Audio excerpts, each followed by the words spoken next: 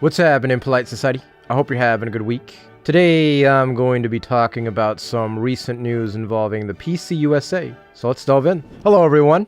If you're here for the first time, welcome to my channel. I'm Alan. So before I begin, let me open with some clarifying comments. In a previous video in which I mentioned Presbyterians, there was some confusion. There are a number of different Presbyterian denominations in the United States. The one which I'm going to be discussing today is the PCUSA. That is the Presbyterian Church of the United States of America. This is a denomination that has a mixture of progressives, moderates, and conservatives. Some would, of course, dispute that statement I just made. They would consider the PCUSA to be basically liberal, more or less. The PCUSA is not to be confused with the PCA and other Presbyterians. The PCA is the Presbyterian Church of America. Within the PCA, you get a mixed bag. There are PCA churches that have been heavily influenced by woke ideology. The concern over revoice is a big one in the PCA, but there are also strands of the PCA that are more conservative. The OPC, or the Orthodox Presbyterian Church, is a different Presbyterian denomination that is considered to be solid for the most part, as is the RPCNA, that is the Reformed Presbyterian Church of North America, of which I am a former member. Again, the degree to which critical race theory, feminism,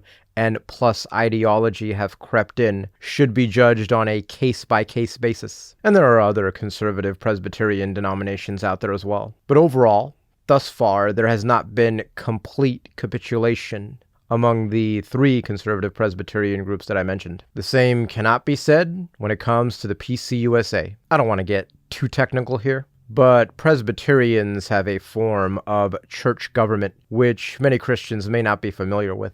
They have a three-level structure in their ecclesiology. At the local church level is the session. That is the elders who teach and rule over the local church. Beyond that, you have presbyteries and then a synod. I'm not going to get into all of that right now, but a general assembly is an annual meeting of some Presbyterian denominations. And at this year's PCUSA General Assembly, one item has raised some concerns. This is a proposal to modify the PCUSA's Book of Order. It will make being plus affirming a requirement for ministry candidates. Let me read a portion. Standards for ordained service reflect the church's desire to submit joyfully to the lordship of Jesus Christ in all aspects of life. The council responsible for ordination and/or installation shall examine each candidate's calling, gifts,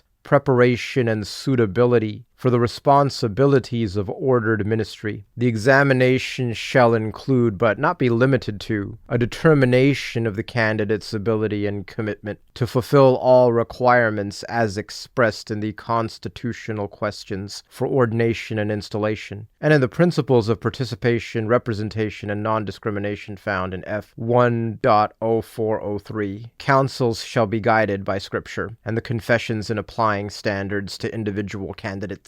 The cited section there refers to a tacit approval of man-male, woman-female unions as well as a T lifestyle. What's being said there is that there is nothing problematic with same-gender attraction and T. And in the section I just read, the language seems to indicate that ministry candidates must be plus affirming. None of this, of course, comes as a shock. The PCUSA has allowed same-gender unions since 2014. If more conservatives were to leave the PCUSA, and again, I am not by any means an expert on this denomination, but it would of course entail a loss of property. We've seen this before. Princeton was founded by the Presbyterians. And of course, that university can definitely be described as liberal today. Conservatives build, liberals tear down and take away. Some of you may be familiar with Redeemed Zoomer. Operation Reconquista is a movement he's known for. This is a movement that is attempting to reconquer the mainline denominations and bring them back under a conservative and traditional way of thinking.